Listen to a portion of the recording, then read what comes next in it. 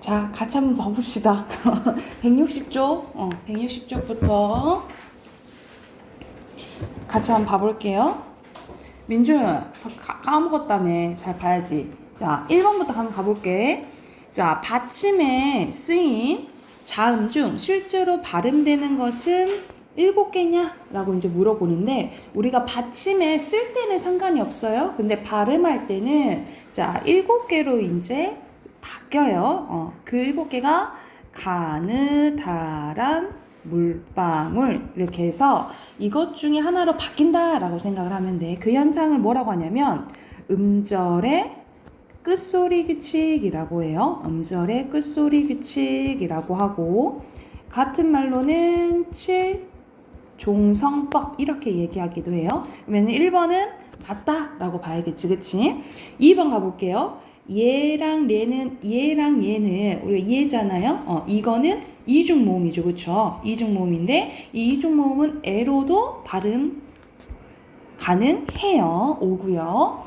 그리고 자음을 첫 소리로 가지고 있는 음절 으는, 이 말은 무슨 말이냐면 그냥 으가 아니라 이런 식으로 자음을 가지고 있는 으를 말을 얘기를 하는 거예요. 이건 애로 발음하는 거가 아니라, 우리 이거 어떻게 발음하니? 망이잖아, 그치? 애가 아니라 이로 발음해요. 그래서 X야. 자, 그리고 4번에 받침에 쓰인 피읍은 단어의 끝이나 자음 앞에서 원래 소리로 발음하냐라고 하는데, 여러분 만약 이거 어떻게 발음나? 피읍 발음 나나? 아니잖아. 비읍으로 바뀌죠, 그쵸?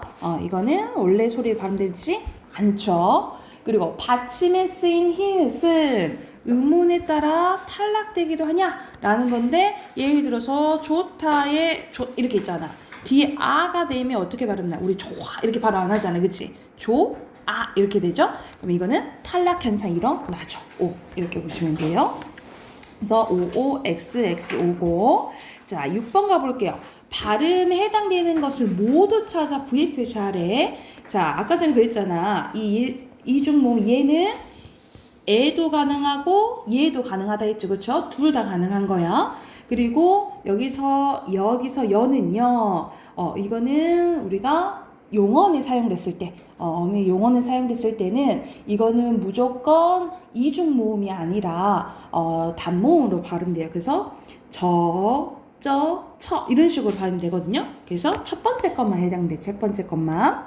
그리고 이거는 우리가 첫 번째 글자잖아요, 그치? 첫 번째 글자에서 잠이 없으면 무조건 예로 발음한다라고 보시면 돼요. 우리 애수리를 안 하잖아요, 그쵸? 예수리요, 초성을 썼을 때는. 그리고 9번 가볼게요. 민준, 기대지마, 기다려. 똑바로 앉아서 해. 자, 여기서는 발음 시옷은 아까 선생님이 가느다란 물방울 이것 중에 하나로 바뀐다 했잖아요, 그치? 시옷 있어 없어? 없지. 시옷은 디귿으로 발음 나요, 디귿. 그리고 닫고 있다, 닭. 내뱉지 마라, 디귿. 그리고 어미 닭이죠, 닭. 그리고 앞 했을 때 비읍이죠. 됐죠? 그리고 61쪽 가요. 61쪽. 자, 여기서는 자연스럽게 여러분 이거 발음해보면 되잖아, 그치? 어떻게 돼요? 노랗게 이렇게 되지, 그치? 그래서 우리가 히읗이랑 기역, 비읍, 디귿, 지읒이 만나면 어떤 현상이 일어나냐면 각각 키읔, 피읔, 티읕, 치읓으로 발음 나는 무슨 현상이 일어나냐면 두 개가 합쳐서 하나로 변한 거잖아요, 그치? 이걸 뭐라고 하냐면 자음 축약 현상이라고 해요. 줄어든 걸 축약 현상이라 하고, 같은 말로 이게 무슨 소리냐면 거센 소리야. 그래서 같은 말로 뭐라고 하냐면 거센 소리 되기 이렇게 얘기를 해요. 여기 이거는 써놓게. 자, 자음 축약이고 같은 말로 뭐라고 한다고? 거센 소리 되기라고 한다고요. 이런 거는 음운 변동 현상이라 여러분 계속 문법에서 나오는 부분이라고 생각을 하면 돼. 그리고 그 물고기는 어머 어린이 놓아줘라. 자연스럽게 어떻게 돼? 놓아지. 아까도 마찬가지로 조아처럼 무슨 현상이 일어나는 거예요? 히읗, 탈락 현상이 일어난다라고 생각을 하는데, 그러니까 위에 거는 축약 현상이라면 이거는 탈락 현상이라고 생각하시면 돼요.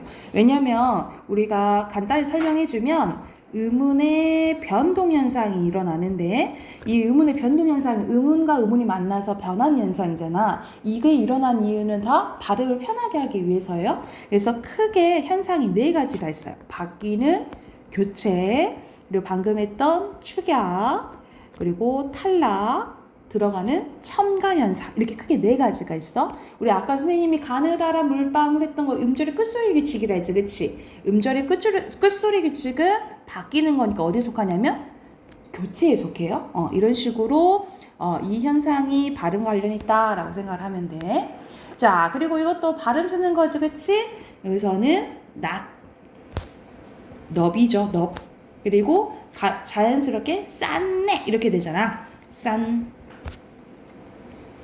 이거는 어떻게 현상이 일어나냐면 우리가 히읗은 디귿으로 발음나요. 쌌, 네 이렇게 하고 디귿과 니은이 만나면 무슨 현상이 일어나냐면 비음의 현상이 일어나. 그래서 결과적으로 쌌네 이렇게 되는 거야. 싼.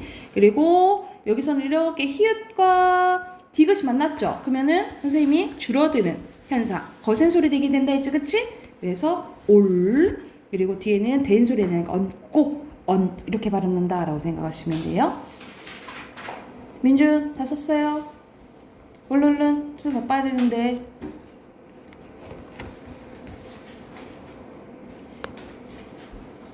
(162쪽으로) 가요. 162쪽도 좀 풀었나요? 풀었어요. 여기서는 아까 전에 의 발음을 이제 얘기를 하면 162쪽 보면 의 발음은 원칙적으로 여러분 초성에서 만약 의문이 없으면 의로 발음을 해야 돼요. 의는 이중문 의로 발음해야 되는데 아까 선생님이 희망처럼 만약 초성을 갖고 있어. 초성을 갖고 있으면 그 초성에 자음을 갖고 있어. 그럼 무조건 이로 발음한다 라고 보시면 돼요. 무조건 이로 발음해. 자, 그런데 만약 첫 글자가 아니야. 첫 글자가 첫 음절이 아니잖아요. 그러면 뭐도 허용하냐면 이로 발음하는 것도 허용해줘요. 이것을 이로 발음하는 것도 허용해줘. 그리고 만약 조사라고 한다면 뭐로 허용해주냐면 에로 발음한 거 허용을 해줘. 원칙적으로 의로 발음해야 되지만. 그러면 예를 들어서 이거 아마 했던 거 기억할 거야. 민주주의의 의의라는 게 있다고 한다면 민준아 똑바로 앉아서 봐. 자, 이거는 원칙적으로 의로 발음해야겠죠, 그쵸? 근데 첫 번째 글자가 아니잖아. 그 모두 허용 가능하다고. 이도 가능하다고, 그치? 근데 여기서 의는 조사예요. 그럼 원칙적으로 의로 발음해야 되지만 모두 가능해. 에도 가능하다 이 말이야. 이해됐어요? 그리고 여기서 의 했을 때는 이거 첫 글자잖아. 그럼 무조건 뭐로 발음해야 돼? 의로 발음해야겠죠? 근데 이거는 의로 발음해야 되지만 첫 번째 글자가 아니니까 모두 가능해. 이도 가능하겠죠? 그래서 경우의 수가 몇 개 나온다고? 8개 나온다라고 생각하면 돼. 이렇게 발음 가능하다 생각하시면 돼요. 그럼 여기서는 무조건 선생님이 초성을 갖고 있으면 무조건 이로 발음해야 된다 했죠. 그쵸? 무조건 이로 발음해야 되고 이거는 고1도 되지만 첫 번째 글자가 아니니까 2도 되겠죠. 그쵸? 그래서 2개 다 가능하다라고 생각하시면 돼요. 자, 그리고 순서대로 내용 봐보면 보기 어말 위치에서 또는 자음으로 시작되는 조사나 어미 앞에서 그러니까 받침이라고 생각하면 되겠지. 각각 쌍기역, 키읔은 기역으로, 시옷, 쌍시옷, 지읒, 치읒은 디귿으로, 그리고 피읍은 비읍으로 발음이 돼요. 구체적으로 말하면 이렇게 나와 있지. 쌍기역과 키읔은 받침 기역과 같이 뭐로 발음돼? 기역으로 발음되는 거야. 기역으로 발음되고 시옷, 쌍시옷, 지읒, 치읒은 디귿과 같이 말 그대로 디귿과 발음되고요. 피읍은 비읍과 같이 비읍으로 발음되고 그리고 받침 니은, 리을, 미음, 이응은 변화 없이 본 그대로 니은은 니은, 리을은 리을, 미음은 미음, 이응은 이응으로 발음이 돼요. 그리하여 우리말의 받침 소리로는 7개 가느다란 물방울 이것만 받침으로 발음된다 라고 보시면 돼요. 자, 8번 가볼게. 8번. 자, 안따의 니은지읒은 어말 또는 자음 앞에서 안따 이렇게 발음 나죠. 그치? 그럼 뭐가 발음되는 거야? 앞에 게 발음되는 거야. 니은으로 발음되는 거고. 이거는 우리가 젊다 이렇게 되죠? 젊다. 그래서 미음으로 발음되고요. 이거는 굵게 이렇게 돼요. 그래서 기억 앞에서 리을 발음되는 거고. 이거는 자연스럽게 어떻게 돼? 올소 이렇게 되죠. 그쵸? 그러면 슛을 쌍쇼 발음으로 되는 거고. 안는 이렇게 되죠. 그쵸? 그래서 니은이 결합돼서 니은만 발음되고 뭐는? 히읗은 발음되지 않는다. 이렇게 보시면 되겠죠? 이해가 됐을까요? 자, 63쪽 가볼게요. 자, 여기서는 받침이 같으면 이렇게 아니면 이렇게. 자, 원래 리을 기억은 원칙적으로 탁 해보면 여러분 탁 해보면 기억으로 발음나잖아. 그치? 근데 뒤에 기억이 오잖아요? 그러면 리을로 발음된다라고 생각하면 돼. 그러니까 이거는 막다가 돼요. 막다야. 근데 뒤에 기억 왔죠? 그럼 리을로 발음돼. 어떻게 돼? 맑고 이렇게 발음이 돼요. 그러면 같아? 다르죠. 그쵸? 이렇게 표시해야겠지. 그치? 그리고 리을 비읍은 원칙적으로 넓다 생각하면은 리을로 발음돼요. 근데 예외적으로 밥다는 비읍으로 발음난다라고 보면 돼. 비읍으로 발음되는 경우가 선생님 그때 한번 외우라 했을 거야. 밥다, 넙죽하다, 그리고 넓적하다, 그리고 넙둥글다. 이거는 예외적으로 비읍으로 발음된다라고 생각을 하면 돼. 이거는 외워야 돼요. 이거는 다시 밥다, 넙죽하다, 넓적하다, 넙둥글다는 비읍으로 발음나. 그러면 이거 밥다잖아요. 밥고죠. 그리고 밥 따겠지? 이건 똑같죠. 똑같죠.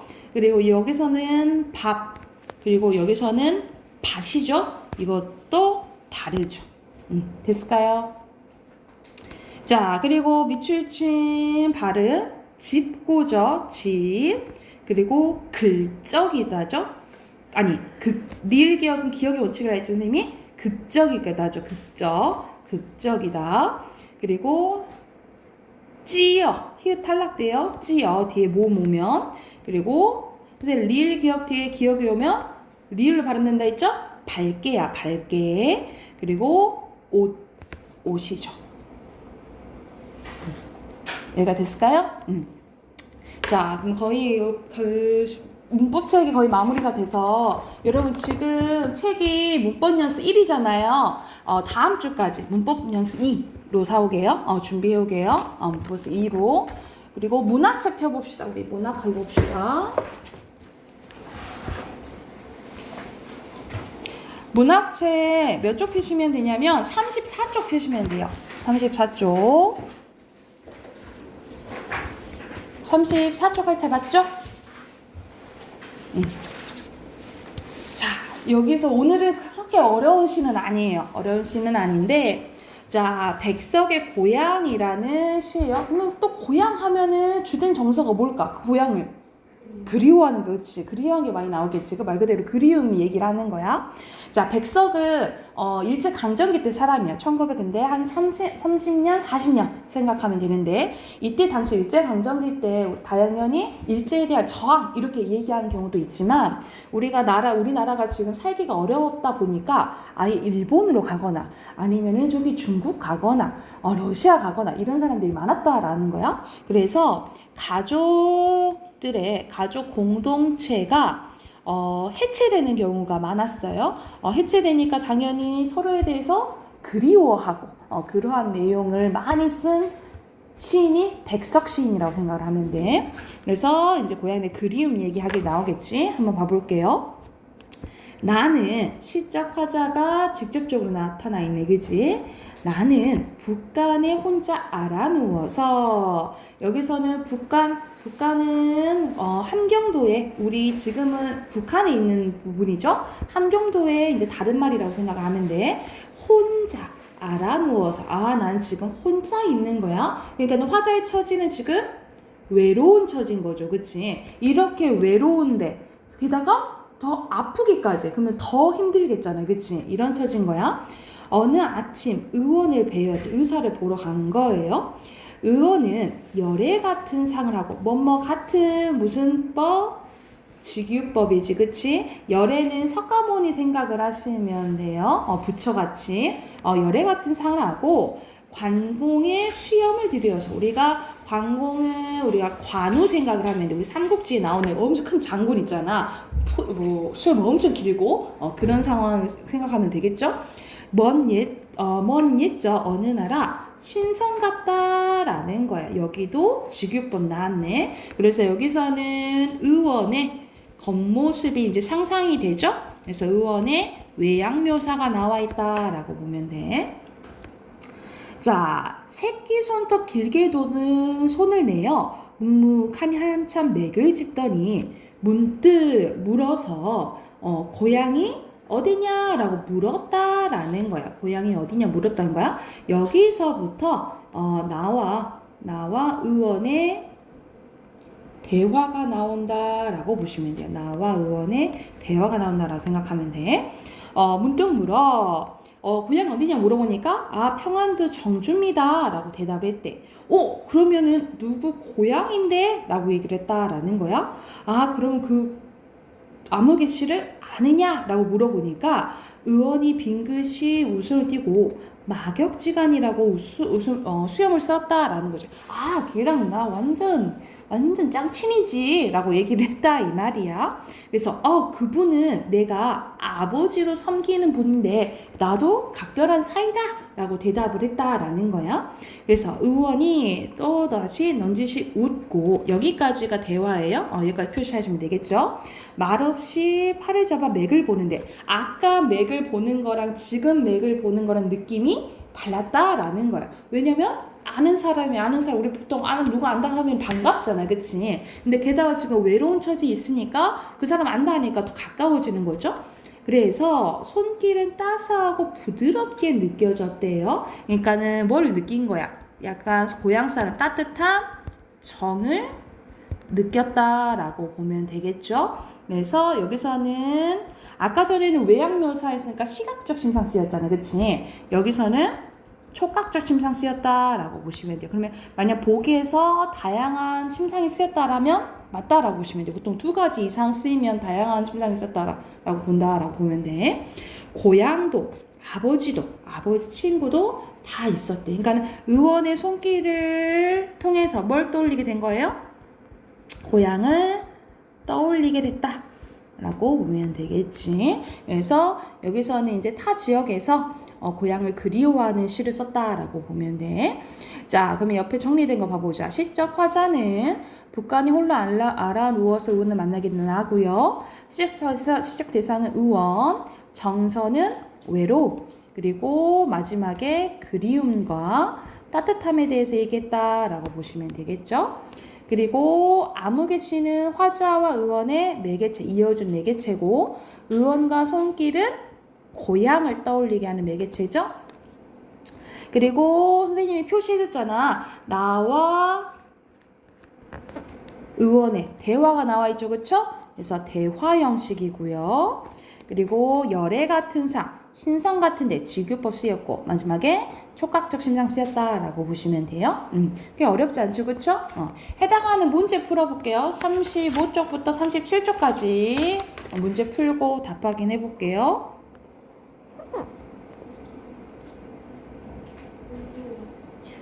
추워요? 답 확인해 봅시다. 1번 보면은 표현상의 특징으로 여기서는 가장 적절한 거 고르는 거잖아요, 그치? 딱 너무 보이죠? 대화 형식이지? 4번이고 2번에 적절하지 않은 것은 2번인데 여기서는 세속적이다기보다는 막 신성 같고 부처 같다 했잖아. 세속 완전히 반대해야 되겠지, 그치? 세속적인 건 약간 우리 조금 격하게 표현하면 세상이 약간 찌든 막 이런 느낌이잖아, 그치? 세속적인 건 아니죠. 그리고 3번에 몽금포 타령에서 시적 기능 가장 유사한 것은 여기서는 몽금포 타령은 라디오에서 흐르는 그 가락은 가끔 날 눈감게 해주고 나의 고향을 그 가락에 내어 끌어다 준다라는 거야. 그래서 고향을 생각하게 만들어주는 거잖아요, 그쵸? 그래서 가장 적절한 것은 4번이 되겠죠, 그죠? 그리고 이건 단어가 조금 어려울 수는 있는데 한자성어가 여기서는 수구초심은 이제 여우가 죽을 때 자기가 태어났던 곳에 머리를 두고 죽는다 이런 뜻이에요. 그리고 맥수지탄은 나라가 멸망했을 때 상실과 슬픔. 그리고 결초보 은은 은혜 생각하면 돼. 죽어서도 은혜를 갚는다. 상사불명은 말 그대로 우리 상사병 걸렸다 들어왔잖아요, 그치? 누구를 막 그리워하는 거. 그리고 막 잠 못 자는 거, 그리워서 잘 못 자는 거. 그리고 절치부심, 이를 막 갈고 마음을 다 잡는 거 있잖아요. 복수할 거야, 뭐 이런 것들 있잖아. 그거 관련된 거야. 그러면 고향을 그리워하는 것은 1번이 되겠죠? 4번은 1번이고요. 37쪽 가보면, 자, 1번에 세로는 넌지시, 가로는 막역지간이에요. 그리고 순서대로 사다리 잘 타면 기역, 리을, 디귿, 니은이고요. 그리고 밑에는 X 표시하시면 되겠죠? 오케이. 그리고 우리 비문학 꺼내보게요. 비문학.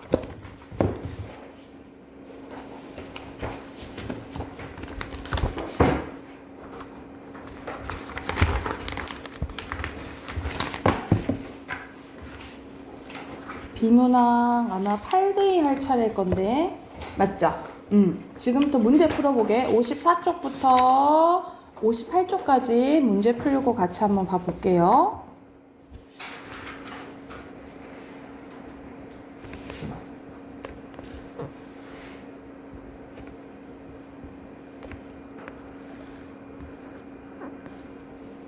봐봅시다.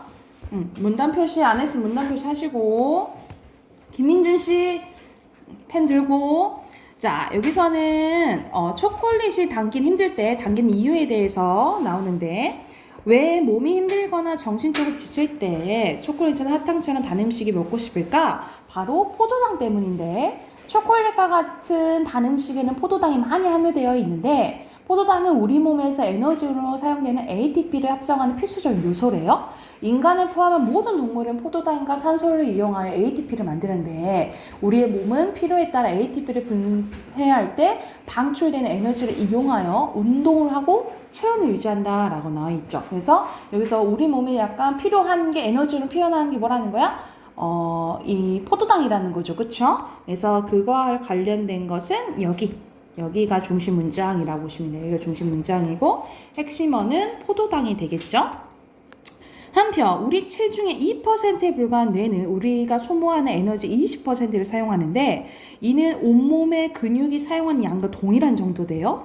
인간의 뇌와 적혈구는 포도당만을 에너지원으로 사용하는데 뇌 자체는 저장을 할 수는 없대. 그래서 잠시라도 뇌에 가는 포도당의 공급이 끊기면 인간은 살 수 없다. 그래서 혈중 포도당 농도가 정상 수준의 50% 이하로 떨어지면 뇌 기능 장애가 나타나고, 심하면 혼수 상태에 빠질 수 있다. 그래서 우리 몸은 혈당을 일정한 수준을 유지하기 위해서 다양한 체계가 발달되어 있다라고 이제 나와 있네요. 그래서 여기서는 특히 우리가 뇌에서 많이 쓰는데 뇌에서는 포도당을 저장할 수 없다라는 거지. 그거와 관련돼서 다른 이게 체제가 있다라고 얘기가 나오네, 그죠? 그래서 중심 문장은 여기가 되겠어요. 여기고, 그리고 그대로 포도당이 핵심이다라고 생각하시면 돼요.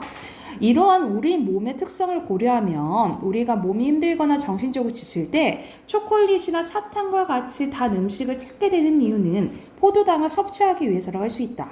우리 몸이 ATP를 합성하는 포도당을 섭취하여 신체의 기능을 유지하려고 하는 것이다.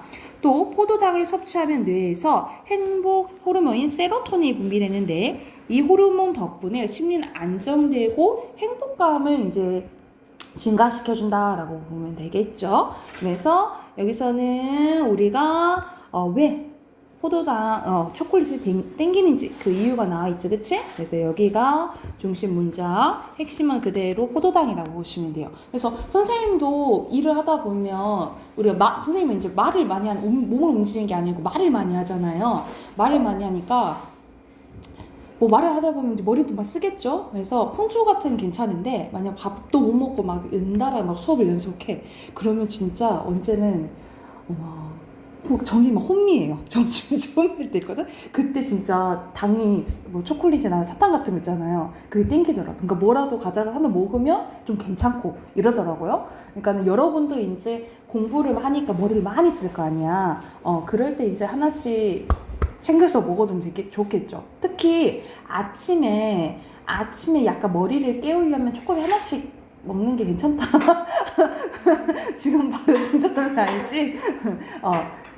하는 게 좋다 하는 것 같아요. 그리고 특히 여러분 지금은 이제 상관이 없는데 고등학교 가면은 이제 여러분 이제 모의고사 보잖아. 이제 모의고사가 1교시인데 국어가 1교시란 말이에요. 그러니까는 특히 국어 언어 영역은 여러분 컨디션에 따라서 좌지우지가 되게 많이 돼요. 왜냐면은 이 지문이 엄청 길잖아. 기니까 이 집중하는 데에 엄청난 이제 에너지 소모가 많이 된단 말이야. 그러니까는 먼저 이걸 깨워야 되는 거지. 이 뇌를 깨워야 돼. 왜냐면 평소에 아침에 뇌는 좀 죽어 있잖아. 우리 막 정신도 없이 이제 학교 가고 막 그러잖아. 그런데 이제 고등학교 때는 이제 막 모의고사 보고 그리고 수능 날은 더 중요하게 줘서 수능 날은 그 평소에 생체 리듬 있죠.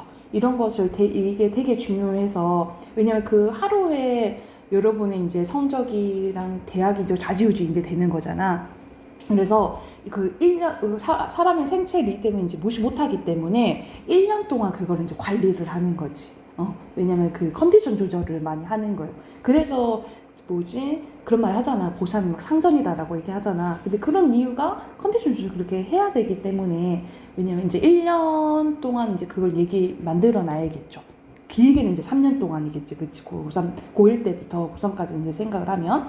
특히 이제 언어 영역을 선생님이 이제 국어다 보니까 언어 영역은 1교시 때 하니까, 여러분 공부할 때 일부러 선생님이 1교시 때 아침 자습 시간 때 있죠. 뭐 자습 시간 때나 아니면 자습 시간이 생기는 타임이 또 생기면 아침에 일부러 언어 영역 공부하라고 하거든요. 왜냐면 그러면서 이제 감이 이제 생기기 때문에 여러분 국어랑 아니 영어랑 수학 매일 공부하는 것처럼 국어도 이제 계속 해야 되거든요. 그래서 맨날 해야지 진짜 성적 마냥 타고난 국어 능력이 있다면 능력이 이렇게 끌어올려야 될 거 아니에요. 그치? 그게 단기간에 국어는 되지 않기 때문에 장기간으로 보고 매일매일 좀 해야 되거든요. 지금은 그렇게까지 막 할 필요는 없지만 해놓으면 좋은 거고 고등학교 때는 그렇게 하셔야 돼요. 아셨죠? 고등학교 준비할 때는 알겠지? 이어서 완전문답 볼게. 하지만 지나치면 모자라만 못하다고 지나치게 초콜릿이나 사탕을 많이 섭취하는 건 좋지 않다. 초콜릿이나 사탕은 체내에서 빠르게 흡수되기 때문에 지나치게 많이 섭취하면 혈당이 짧은 시간 안에 너무 높아질 수 있고 열량도 높은 편이라 많이 먹으면 이제 살이 찔 수 있다는 거지. 또 당뇨나 지방간 등의 병이 있는 경우에 특히 조심해야 된다라는 거지. 그래서 적당량은 왜 하려고 준다라고 하는 게 마지막 정리한 부분이라고 보시면 돼요. 그래서 많이 먹으면 또 좋진 않다라고 얘기를 하죠. 그래서 이 부분이 핵심어다라고 보시면 돼요. 초콜릿이나 사탕을 많이 섭취하는 거가 좋지 않다라는 부분이 핵심어다라고 보면 돼. 답 확인해 볼게요. 1번에 포도당 때문이라 했죠? 1번에 포도당. 자, 2번에 조심 문장 같이 했죠? 1번이고요. 3번에 그 호르몬 이름이 뭐였죠? 세로토닌이었지? 세로토닌. 그리고 4번에 알 수 없는 거. 여기서는 당뇨나 지방간 있으면 조심하라 했지. 당뇨 환자까지 그 내용이 없잖아. 그치? 4번이죠. 그리고 5번에 적절하지 않은 것은 자, 뇌에는 포도당 저장할 수 없다 그랬잖아. 그치? 4번이죠. 자, 두 번째 것도 이어서 해볼게요. 자, 여기서는 홍수 신화가 이제 나와 있는데 노아 방주 이야기라면 보통 이제 기독교인 사람들이 이제 많이 아는 이야기인데 근데 기독교뿐만 아니라 보통 이제 자연의 이제 무서움에 대해서 벌 받은 거잖아. 그 하나님 벌 내린 거잖아. 그치? 노아 방주 이야기가 이제 나오는데 인간들의 악함을 더 이상 두고 볼 수 없었던 하나님이 홍수로 인간 세상을 멸망시키고자 했던 것이 시작이 됩니다. 하나님은 노아에게 큰 방주를 짓게 했고 그 안에 노아의 가족들과 몇몇 짐승의 암수 한 쌍씩을 실어 오직 그들만 홍수를 피하게 했습니다. 홍수가 끝나자 새해를 통해 땅이 말랐음을 확인한 노아가 그 가족들은 방주 밖으로 나와 새로운 인류의 시초가 되었다라는 이제 이야기가 이제 나오는데 처음으로 이제 홍수 신화가 어떻게 시작됐는지에 대한 내용이 나오는 거죠. 그래서 첫 번째 문장이 중심 문장, 핵심어는 노아와 방주라고 보시면 돼요. 이 노아와 방주 이야기가 우리에게 익숙한 이유는 단지 유명해서일까? 세계 신화들은 서로 닮아 있는 경우가 많은데 특히 홍수 신화는 세계 여러 지역에서 많이 전해집니다. 노아와 방주 역시 홍수 신화 중 하나이기 때문에 우리에게 익숙한다라는 거지. 그러니까는 여기서는 노아와 방주뿐만 아니라 전 세계에 노아와 방주와 같은 홍수 신화가 있다 이 말하고 싶은 거잖아, 그치? 여기가 중심 문장이고 핵심어는 홍수 신화예요. 홍수 신화는 일반적으로 큰 비가 내려 온 세상을 휩쓸리고 적은 수의 사람들만이 살아남아 새로운 인류 만드는 구조로 전 세계적으로 이제 비슷한데 그렇다면 우리나라도 홍수 신화가 전해질까? 목도령 설화가 있대요. 이 목도령 설화는 우리나라 전해진 대표적인 홍수 신화로 선녀가 땅에 내려난 아름다운 소년 목도령이 주인공인데 목도령의 어머니인 선녀는 목도령이 7살이 되던 해에 이제 하늘로 가버린 거야. 그러자 큰 비가 몇 달 동안 계속 내리는데 이때 개수나무가 목도령에게 나는 곧 폭풍우를 때문에 무너진다. 너는 내 등 뒤에 올라타야 살 수 있다 라고 말을 합니다. 넘어진 나무를 타고 모래 떠내려가던 목도령은 살려달라고 외치는 개미와 모기를 만나서 그들을 구해주고 엄청 쬐까낸 것도 구해줬네요. 비가 그친 후 백두산에서 신선이 되는데 뭐 이런 이야기가 있대요. 그래서 여기서는 세계적으로 어떤 이제 구조가 가지고 있는지 홍수 신화의 구조가 나오고 그리고 그 구조 중에서 우리나라도 홍수 신화가 있다라는 거지. 그래서 여기선 중심 문장이 두 문장이라고 보시면 돼요. 첫 번째 문장이랑 세 번째 문장. 그리고 핵심어는 그대로 홍수 신화라고 보시면 돼요. 마지막 문장 가볼게. 신화를 연구하는 학자들 중 일부는 이처럼 세계 곳곳에서 홍수 신화가 전해지는 이유가 모든 문명이 강과 가까운 지역에서 발달했기 때문이라고 봅니다. 그러니까 우리 보통 문명이 이제 강에서 이제 시작을 한다라고 하잖아. 우리가 물이 항상 필요하니까. 그래서 이런 신화도 나오지 않았을까라고 이제 추측한다라는 거지. 역사적으로 강이 큰 비가 내릴 때마다 범람했고 강이 범람하며 인간의 삶의 터전과 농사짓는 땅은 모두 엉망이 되었다. 이러한 경험들로 인해 사람들은 홍수라는 자연재해에 대한 두려움을 신과 같은 초월적 존재에 연결해 생각하게 되었고 이러한 인식이 사람들 사이에서 신화나 전설로 남게 되었다는 것이 그들의 생각이다라는 거죠. 그래서 왜 이제 이런 신화가 생기게 되었는지 그 이유가 나온 부분이 마지막 문장이라고 보시면 됩니다.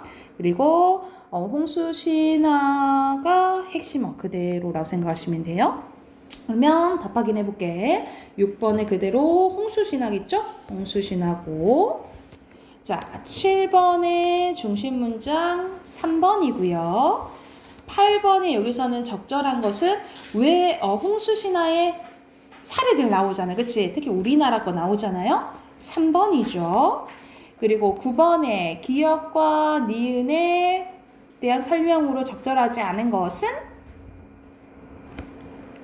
5번인데 이거는 기억에만 읽는다라고 보시면 되겠죠. 그리고 10번에 적절한 거지? 몇 번? 5번, 그치? 5번이에요. 자, 마지막 어휘 확인해 볼게. 자, 순서대로 1번에 리을, 그리고 순서대로 기역, 니은, 디귿이고요. 그리고 5번에 터전, 6번에 신화, 7번에 분비, 8번에 농도예요.